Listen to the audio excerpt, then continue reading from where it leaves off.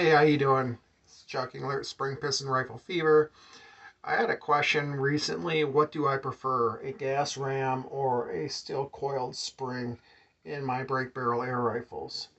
Well, I'm going to tell you what. I like a steel coiled spring better, and I will compare two rifles. This is my Walther Parrus. This is a 25 foot-pound air rifle, and then I have my RWS. It's a Diana 350 N-Tec. So this has a gas piston.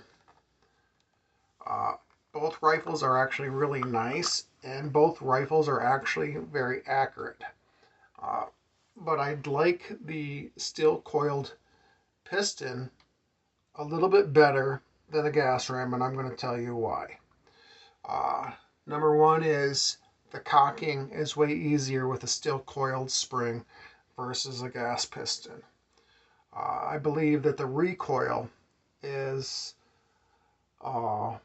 it's sharper and snappier with a gas ram, so you might not notice it as much. But I have broken more scopes with this rifle and zero scopes with this rifle here. So far, this little Tasco 4x32 AO is holding good, and I think it's going to be a good little hunting scope.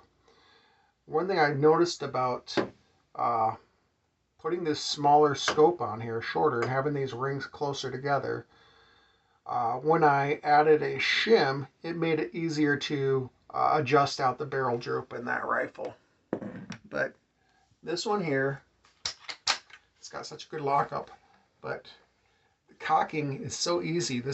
It doesn't feel any different than any other rifle up here. If you do it slow, it's going to feel heavy.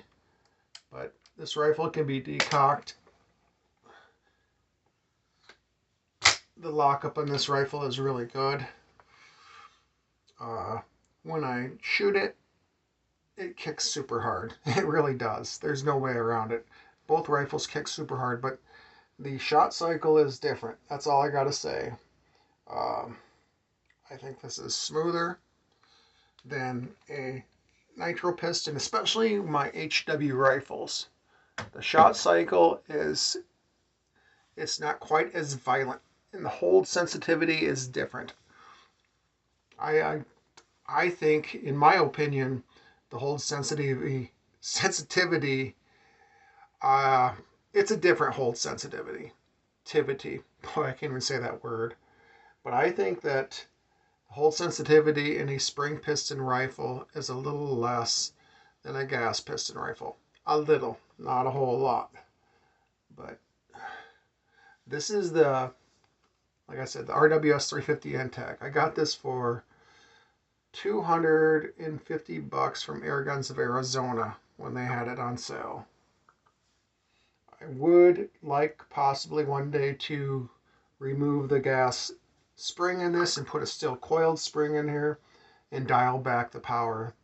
Depending on what pellet I put through this, it's getting anywhere from 27 foot-pounds of energy to 23, 22 foot-pounds of energy. It varies a little bit. So this, like the Walther Parrus, this is hard to cock from top to bottom. You want to hang onto this super tight. It can be decocked, but this does have a good trigger. It's a mushy trigger. They call it the T06, but it is a mushy trigger. It's not a crisp brake trigger. When it came to me straight from AOA, the trigger was so light, as soon as I barely touched it, the rifle went off. I eventually had to adjust it a lot down here and make it so there was a lot of second stage travel. I made the trigger actually as heavy as I could make it, and that way I could fill it and have it be not so dangerous. But I don't know if this video is helping anybody make a choice, but the problem with a lot of springers is loose fitting spring guides. And if you have no problem getting into your rifle and adding a plastic pop bottle shim to your spring guide to tighten it up a little bit, and you might just need some heavy tar grease to settle down your spring a little bit. I think that's everything I wanted to cover. I just wanted to make a short little video that I don't have to edit or anything like that.